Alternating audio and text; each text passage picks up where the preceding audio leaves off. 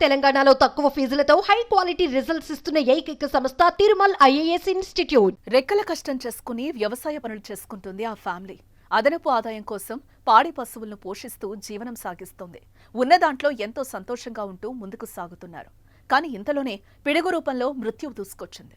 భార్యాభర్తలను ఒకేసారి తీసుకెళ్లిపోయింది. కుమారుడు సైతం గాయపడ్డాడు. ఈ తీవ్ర విషాద ఘటన శ్రీ సత్యసాయి జిల్లాలో చోటు చేసుకుంది.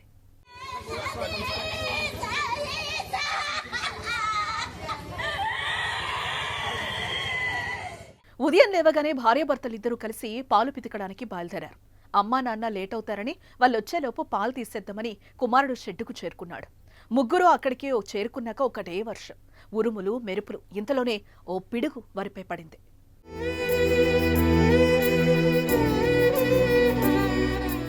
గోరింట్ల మండలంలోని దిగువ గంగపల్లికి చెందిన దశరథ నాయక్, దేవిబారు దంపతులకు ఓ కుమారుడు, కుమార్తెన్నారు. కుమార్తెను గ్రామంలోనే ఇచ్చి వివాహం జరిపించారు. కుమారుడికి కూడా పెళ్లి జరిగింది. కొడుకు, కోడలతో పాటు దశరథ నాయక్, దేవిబారులు వ్యవసాయం చేసుకుంటూ బతుకుతున్నారు. వారికి ఆవులు కూడా ఉన్నాయి. అయితే ఆదివారం తెల్లవారుజామున 5 గంటల సమయంలో పాలు పితికేందుకు వెళ్లారు. అప్పటికే వారి కుమారుడు కూడా షెడ్డు వద్దున్నాడు. ఆ సమయంలో ఉరుములు, మెరుపులతో కూడిన వర్షం కురుస్తుంది. వారున్న చోట పిడుగుపడ్డంతో భార్యాభర్తలిద్దరూ అక్కడికక్కడే చనిపోయారు. దశరథ నాయక్ కుమారుడు జగదీష్ నాయక్ తీవ్ర గాయాలయ్యాయి.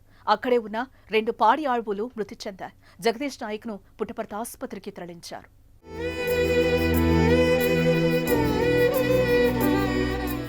ఊహించని విధంగా భార్యాభర్తలు చనిపోవడంతో ఆ కుటుంబం తీవ్ర విషాదంలో కూరుకుపోయింది. బంధువులు కన్నీరు మున్నీరుగా విలపిస్తున్నారు. అమ్మా నాన్న మృతదేహాల వద్ద వారి కుమార్తె రోధిస్తున్న తీరు కంటతడి పెట్టిస్తోంది.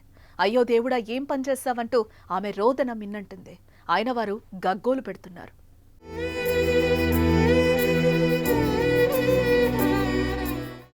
జీవితంలో మరణం ఎప్పుడెలా వస్తుందో తెలీదు.